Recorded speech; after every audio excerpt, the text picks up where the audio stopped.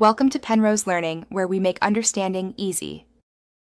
You start by ensuring you have a clean green backdrop and steady lighting so the key will be sharp.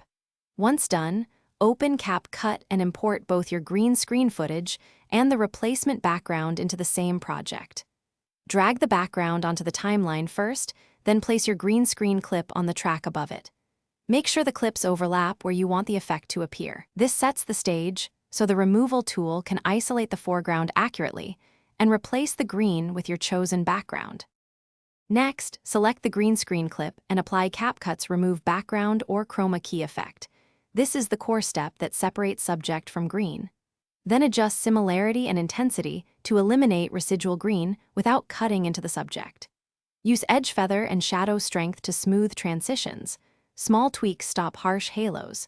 If parts of the subject are lost, add a mask or use frame-by-frame rotoscoping to protect hair or props. Make sure motion blur and compression aren't introducing. Finally, composite and blend by matching color and lighting so the subject looks natural against the new background.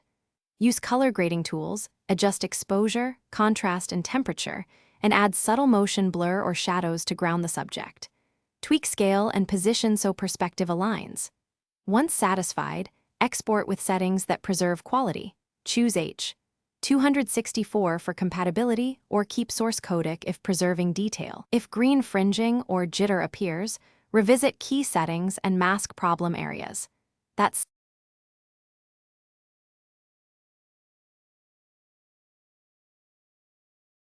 Thanks for watching. If this was helpful, leave a like and consider subscribing. See you next time.